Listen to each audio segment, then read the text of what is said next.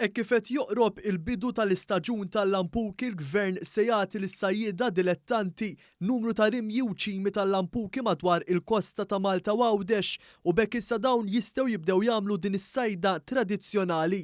Ħabbar dan f'konferenza tal-aħbarijiet fir-raħal tas-sajjieda dak ta' Marsa Xlok, il-Ministru għas-Sajd Anton Refalo, fejn saħaq kif dawn is-sajjieda meqjusa dilettanti ma jistgħux jikkummerċjalizzaw is-sajda tal-lampuki. Id-Direttur tal-Akwakultura Dennis Kalleja spjega ma' One News kif ġew identifikati xi siti fejn dawn jistgħu jistadu. Il-Dipartiment identifika ġiex siti partikolari fil-vant tal-Kosta ta' Malta kif ukoll siti ieħor fil-punent tal-Kosta. Flimkien ma' numru ta' żoni oħra fit-3 mili nautiċi il-barra mill-kosta għal dawk il-bastimenti li ma jistgħux imorru il-bot bil-bastiment tagħhom. Fiftehim li ġie milħuq ma' laqda sajjieda dilettanti hemm li l-lampuki jistgħu jinqabdu biss permezz tas-sajd bir-rixa u l-ebda mod ieħor tas-sajd ieħor ma jista' jintuża.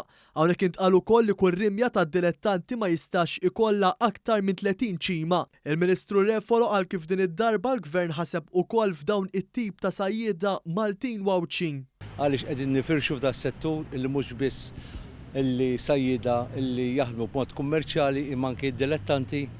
Aħna bħala Gvern rridu naraw illi dawn ukoll fl-istaġun tal-lampuki illi kif jaf kulħadd jibda mill-15 ta' Awwissu sal-aħħar ta' Diċembru aħna wkoll dawn imorru jistadu. Fil-konferenza tal-aħbarijiet ġie spjegat li kull għaqda jew individwu jridu japplikaw għal permess fuq il-fixxeb tad-Dipartiment tas-Sajd, filwaqt li kull individwu jew għaqda jridu jirrappurtaw il-qabda tal-lampuki lill-istess dipartiment.